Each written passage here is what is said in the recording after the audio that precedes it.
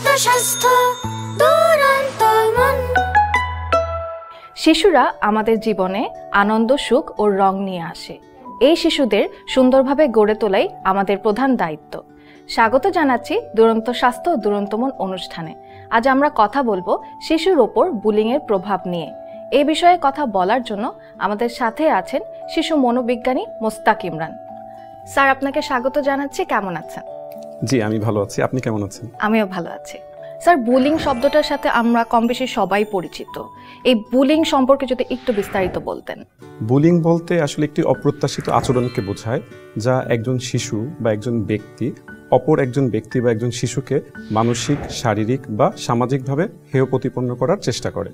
তো সাধারণত দেখা যায় যে বুলিং বিদ্যালয় বা স্কুলগুলোতে বেশি দেখা যায়। স্যার, কোন বয়সী মানুষ আসলে এই বুলিং এর শিকার হয়?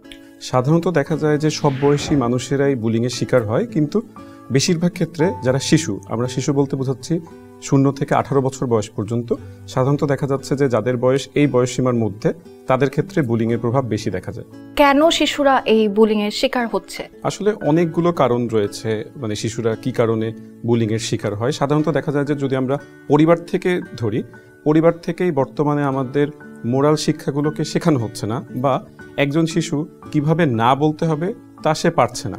দেখা যাচ্ছে যে একটা শিশুর কোনো কিছু পছন্দ না, দেখা যাচ্ছে যে বাবা মায়ের কারণে তাকে সেটা মেনে নিতে হচ্ছে। তো যখন সে বিদ্যালয়ে যাচ্ছে, একই পরিস্থিতির মধ্যে দিয়ে যাচ্ছে, তার কোনো সহপাঠী যদি তার সাথে দেখা যাচ্ছে যে বুলিং করছে বা তাকে বিরক্ত করছে বা উত্ত্যক্ত করছে, তখন সে প্রতিবাদ করতে পারছে না। আবার আমরা গবেষণায় বা কেস স্টাডিতে এমনও পেয়ে থাকি যে দেখা যাচ্ছে যে শিশু বুঝতে পারছে যে তাকে উত্ত্যক্ত করছে, কিন্তু সে বলছে আমি যদি তাকে টিচারকে কিছু বলে দেই বা তাকে কিছু বলি, তাহলে হয়তো তার সাথে আমার বন্ধুত্ব হারিয়ে যাবে। তো তার বন্ধুত্ব রক্ষা করার জন্য অনেক ক্ষেত্রে তারা এই ধরনের অ্যাক্টিভিটির মধ্যে বা এই ধরনের নির্যাতনের মধ্যে দিয়ে পড়ে যাচ্ছে। তো শিশুরা আসলে কি কি ধরনের বুলিং এর শিকার হয়? বুলিং এর কয়েকটি ধরন রয়েছে, যেমন মানসিক বুলিং। অনেক ক্ষেত্রে আমরা মানসিক বুলিংটাকে অনেক বেশি গুরুত্ব দেই না, মনে করি যে আসলে যেটা দেখা যায় না তাকে আসলে কি গুরুত্ব দিব। কিন্তু একজন শিশুকে যদি কোনো ভিন্ন নামে ডাকা হয় তার স্বাস্থ্য নিয়ে, তাহলে দেখা যাচ্ছে যে তার উপরে এর ইম্প্যাক্ট অনেক বেশি পড়ে।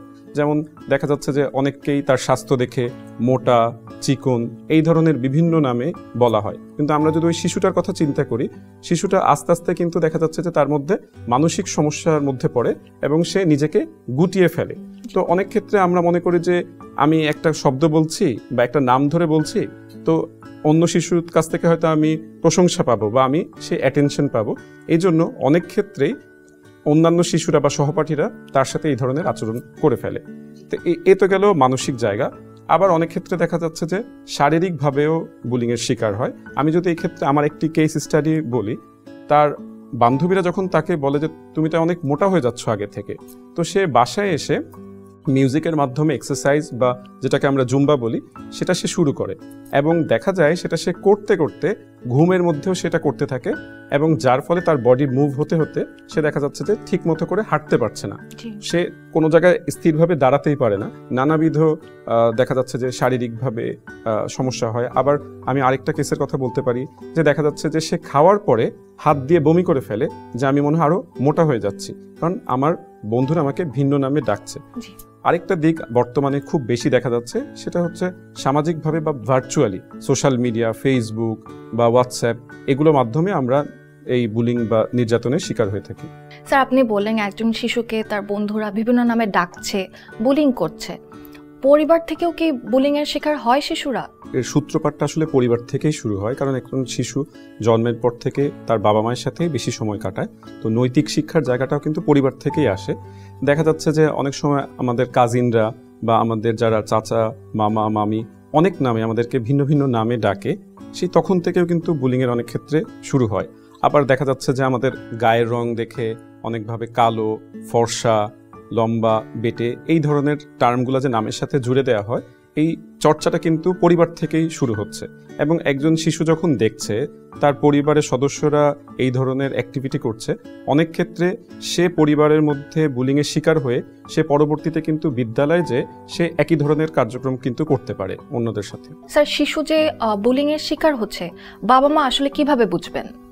বাবা মায়েদেরকে আসলে অনেক বেশি অবজার্ভ করতে হবে তার শিশুদেরকে, কারণ একজন শিশুর সাথে বাবা মাই সবচেয়ে বেশি সময় ব্যয় করে।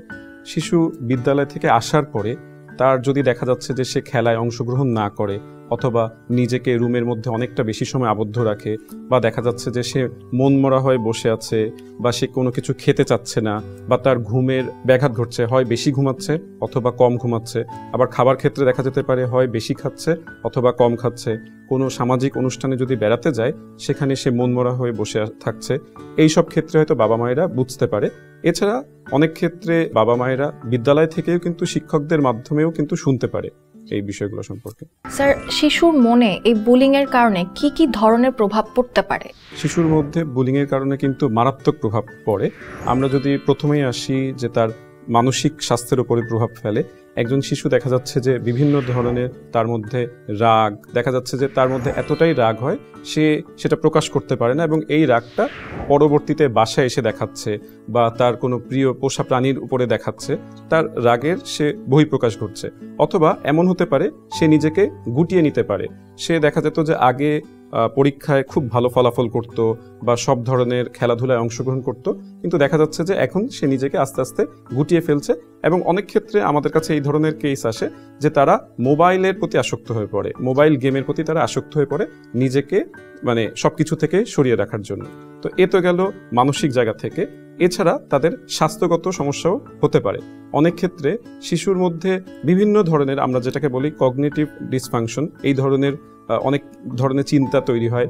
সে নিজেকে আরও বেশি গ্রহণযোগ্য করে তোলার জন্য হয়তো আয়নায় বারবার তাকাতে থাকে, খাবার দাবার বন্ধ করে দেয়, অথবা দেখা যাচ্ছে যে সে তার নিজের শরীরকে পছন্দ করছে না, এবং তার মধ্যে এর ফলে দেখা যাচ্ছে যে কনফিডেন্সের অভাব হয়। তৃতীয় হতে পারে যে তার মধ্যে এই প্রভাবটা এতটাই মারাত্মক হতে পারে যে সে পরবর্তীতে এই আচরণ তার পরিবারের কারোর সাথে করছে, বা দেখা যাচ্ছে যে সে যখন একজন বাবা মা হচ্ছে তখন হয়তো সে তার সন্তানের সাথে মনের অজান্তেই এই বিহেভিয়ারটাকে করে ফেলতে পারে।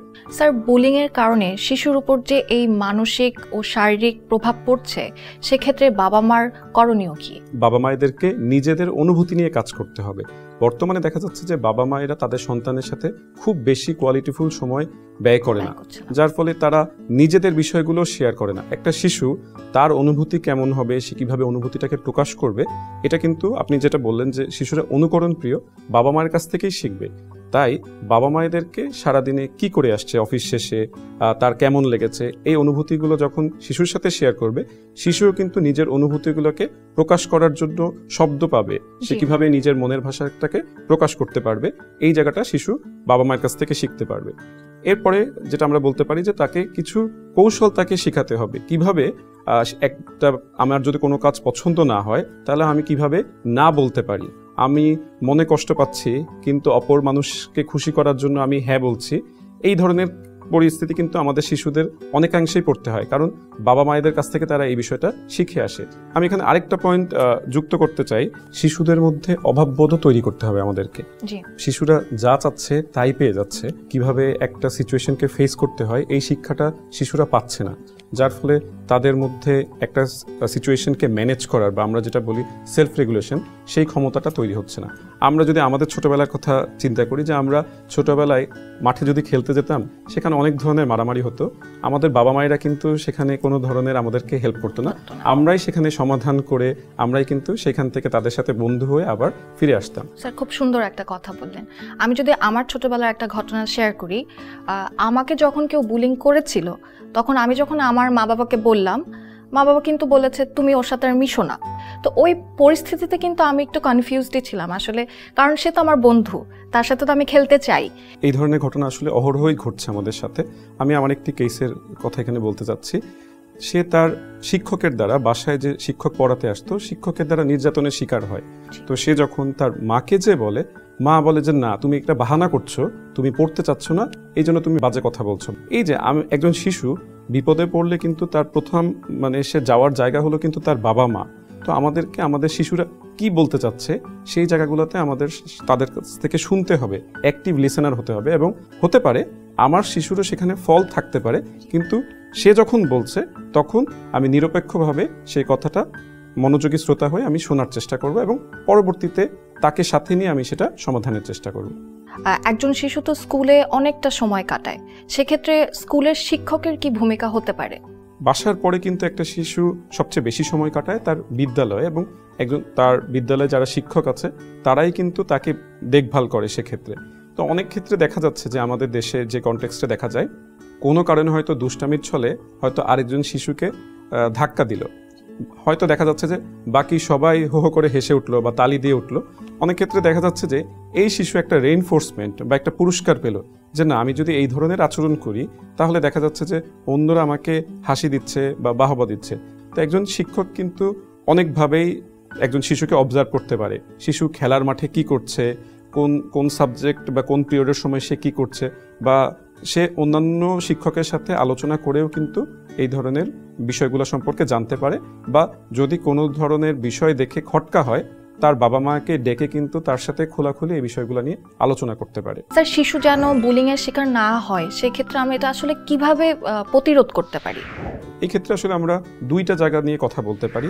প্রথমত, যে হচ্ছে বুলিং এর শিকার হচ্ছে তার ক্ষেত্রে আমরা পরিবার থেকেই এই ধরনের শিক্ষাগুলো আমরা দিতে পারি, যে সে কিভাবে নিজেকে প্রতিরোধ করবে, সে কিভাবে না বলবে, সে কিভাবে তার মনের কথা, সত্য কথা কিভাবে প্রকাশ করবে, এগুলো আমরা রোল প্লের মাধ্যমে কিন্তু করতে পারি। অনেক ক্ষেত্রে দেখা যাচ্ছে যে অনেক শিশু লাজুক প্রকৃতির হয়, সে কারোর সাথে ঠিকমতো সুন্দর করে কথা বলতে পারে না, কিভাবে বলবে, সে নার্ভাস হয়। তো বাবা মায়েরা কিন্তু তাদের সাথে রোল প্লে করতে পারে, এবং দেখা যাচ্ছে যে যখন সে বিদ্যালয়ে যাচ্ছে শিক্ষকরা কিন্তু একটা হতে পারে যে অ্যান্টি বুলিং এই ধরনের একটা টাস্ক ফোর্স তার শিক্ষার্থীদের নিয়েই করতে পারে, বা বিভিন্ন ধরনের ক্যাম্পেইন কিন্তু তারা চালু করতে পারে, সচেতনতামূলক সেমিনার তারা বিদ্যালয়ে কিন্তু আয়োজন করতে পারে। এবং এই যে আপনারা যে আজকের যে টিভি প্রোগ্রামটা করছেন, এই ধরনের প্রোগ্রামও কিন্তু আমাদের বাবা মায়েদের জন্য বা শিক্ষকদের জন্য কিন্তু অনেকটা শেখার। তারা কিন্তু এখান থেকে অনেক কিছু শিখতে পারে, যে হয়তো বুলিং করছে আমরা তাকে অনেক সময় অপরাধী হিসেবে চিহ্নিত করে ফেলি, দেখা যায় তাকেই সবাই ফোকাস করে, তার ওই পূর্ব আচরণের কারণে তাকে দোষারোপ করা হয়। তো তাকেও যাতে সুযোগ দেয়া হয়, তার সাথে কথা বলে তার সাথে জেনে যে সে কি বাসায় কোনো ধরনের ডোমেস্টিক ভায়োলেন্সের দেখে অভ্যস্ত হয়েছে, নাকি সে সোশ্যাল মিডিয়াতে এই ধরনের বিষয়গুলো দেখছে, নাকি সে মনের অজান্তেই খেলার ছলে বা দুষ্টুমি করে এই ধরনের আচরণ করে ফেলছে। প্রয়োজনে বর্তমানে দেখা যাচ্ছে যে আমাদের দেশে সাইকোলজিস্ট বা কাউন্সিলর আছে, তাদের কাছেও রেফার করা যেতে পারে, এবং কাউন্সিলিং এর মাধ্যমে দেখা যেতে পারে যে তাকেও আমরা সেবাটা প্রদান করতে পারি।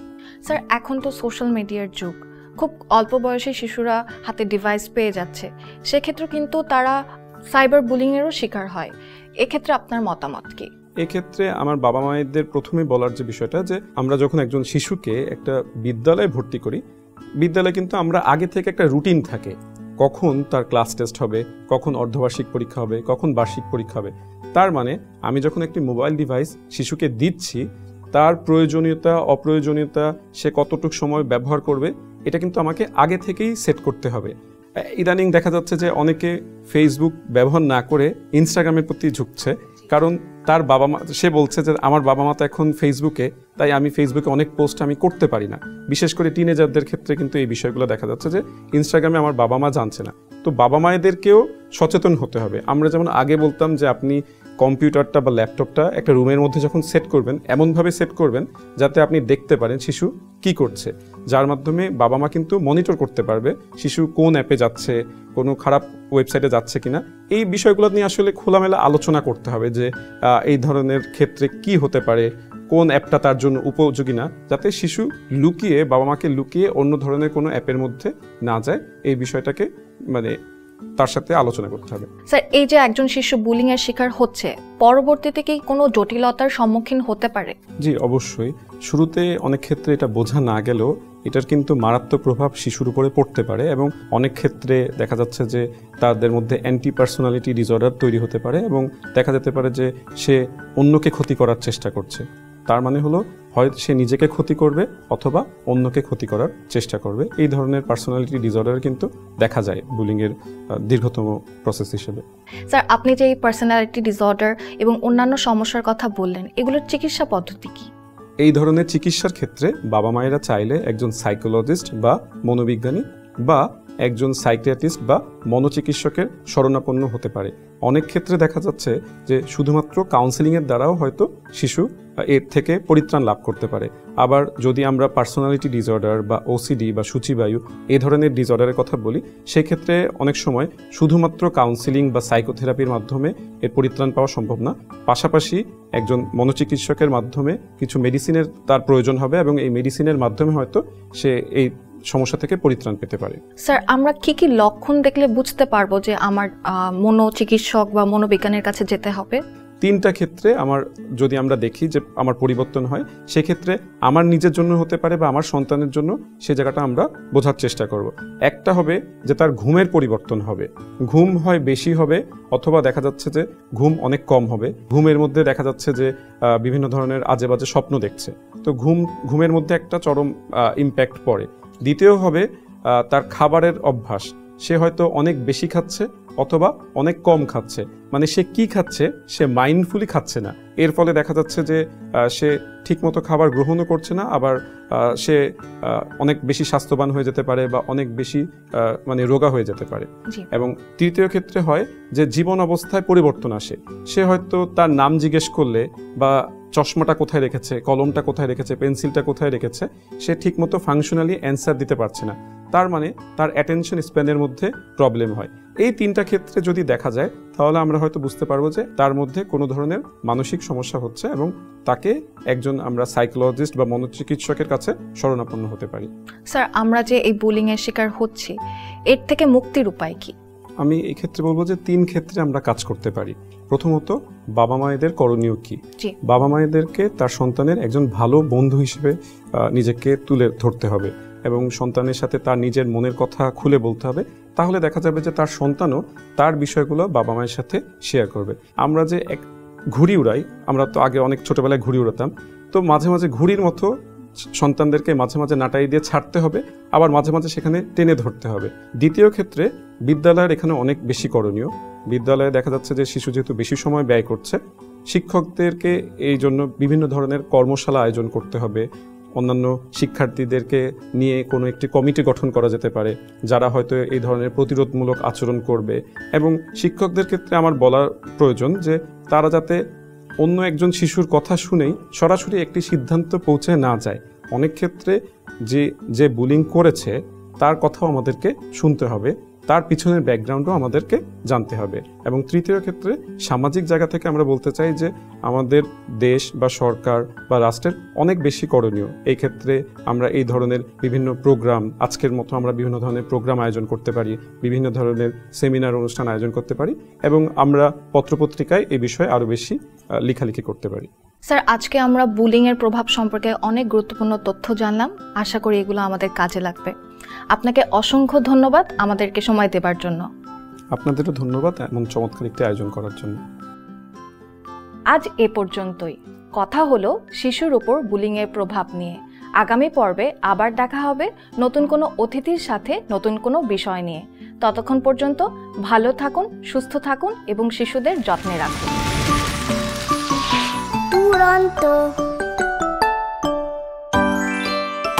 ফেসবুকে ফলো করো এবং ইউটিউবে সাবস্ক্রাইব করো দুরন্ত টিভি।